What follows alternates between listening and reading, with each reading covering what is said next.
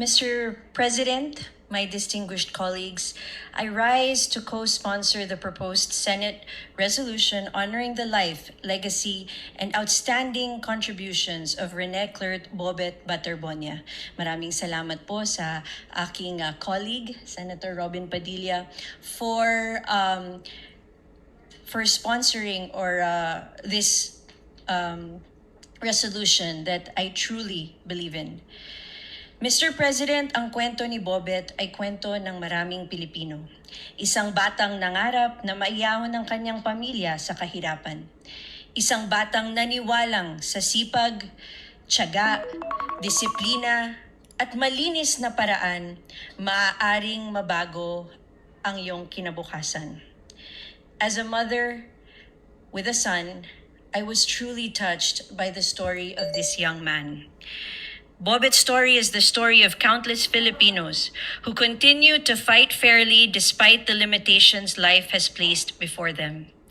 He proved that success is not determined by where you come from, but by the values you uphold, the sacrifices you make, and the determination to keep moving forward every day. That is why the loss of Bobet is truly heartbreaking. It is more than a loss of life, but a true disappointment because it was an inspiring life but shortened. It also shows that sometimes, regardless of how fair that fight for success was fought, regardless of how honest and honorable his journey was, justice may sometimes seem out of reach. Para sa akin po, naaalala ko po na ang isang tunay na malaya at makatarungang lipunan, walang mayaman dito, walang mahirap. Walang makapangyarihan, walang mahina. Lahat ay pantay-pantay sa harap ng batas. Lahat ay may karapatan mangarap at lahat ay may karapatang makamit ang katotohanan at hustisya.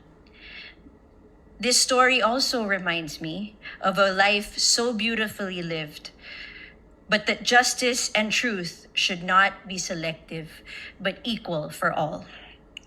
Justice for Bobet is justice for every Filipino who believes that doing what is right should never be a disadvantage. It is justice for every child who dreams of lifting their family out of poverty. It is justice for every young athlete who believes that talent, discipline, and hard work should define or can define their future. For now, I would like to simply honor the beautiful life of Rene Bobet Baterbonia. He was not just an amazing athlete, but also an amazing son, brother, friend. He is an inspiration not just for student athletes, but for all young people and for all Filipinos. Ipinakita niya na hindi bawal ang mangarap at walang imposible. Sa kanya pong ama na si Sir Rene at sa kanyang ina na si Ma'am Rovelyn, you have raised a fine son. Napakaganda po ng pagpapalaki nyo sa kanya at saludo po kami sa inyo. Kitang-kita po namin kung gaano kabuti ang inyong anak at talagang bagamat naging maiksi ang kanyang buhay ay naging makabuluhan naman ito.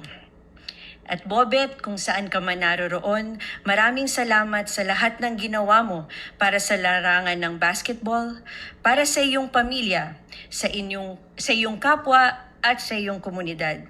Isa kang tunay na inspirasyon sa kabataan at maging sa lahat ng Pilipino. Hindi ka namin makakalimutan kailanman at nakikiisa kami sa iyong pamilya para mapatupad yung mga pangarap na naiwan mo. Yun lamang po, Mr. President. Maraming salamat po. Thank you, Senator Villar, Majority Leader.